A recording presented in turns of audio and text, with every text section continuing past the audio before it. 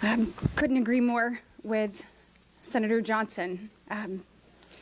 Here we are, Senate Republicans, standing here again talking about the very same topic, the toll that the Biden border crisis is taking, not only on Americans, but the migrants that are being used and abused to further someone else's call.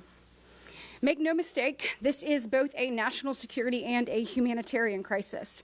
Now, I have been to the border. I went 3 times in the first 2 months in office because I wanted the real, unvarnished truth.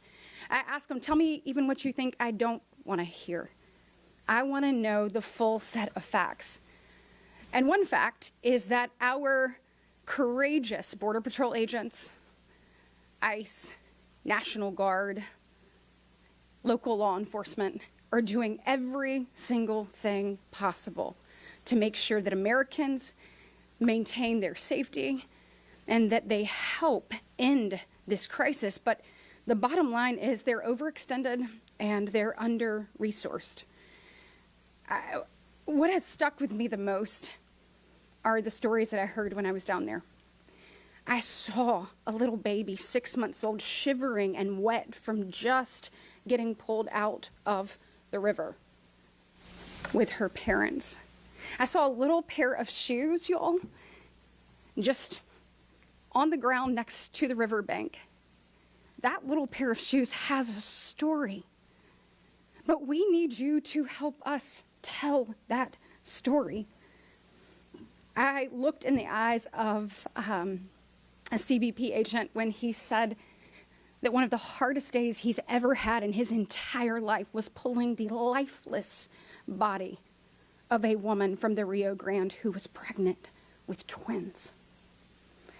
Folks, this is having real implications on real people. And the only people that are benefiting from Joe Biden's failed policies is not Americans. It's not these migrants. Just as Senator Johnson said, it is essentially terrorists and drug cartels that are making bank and getting their way.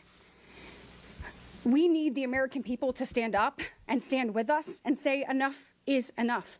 When you think about these 300 unaccompanied children that have come across the border, let me tell you something. I'm a mama. Do you think I'm going to let my child wander in hopes that someone finds them on the other side of the border? Absolutely not.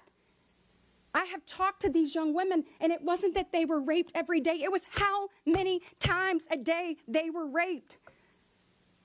Folks, this has real implications. You look at the real stories of a 13-year-old boy who is being sent to be a day laborer all day long. He's not living the American dream. He's paying back what his parents owe or he promised to a drug cartel. None of these policies that the Biden administration is putting forth are humanitarian in any way, shape, or form. Senator Johnson said it, but under President Obama, his Secretary of Homeland Security said if we reach 1,000 migrants coming to our border a day, that's a disaster. It's a crisis. Well, you all saw when I had Secretary Mayorkas in front of the Homeland Security Subcommittee, he wouldn't even call what we have today a crisis. Apparently, Senator Langford said it earlier, but we have hit over 10,000 encounters a day at our border. Just yesterday, 6,100. Folks, we don't know who some of these people are that are even getting away. Think about the unknown terrorists that are coming into our communities. You think about the child traffickers, and you think about the fentanyl that we are seeing just dive into even our classrooms and our schools. We must do more. We must stand up and tell the drug cartels that the American dream is not for sale. Because the people that are paying the price are these kids. But if you all don't decide to tell this side of the story, the real side of the story, they are the ones that are going to pay. I can promise you that. Thank you.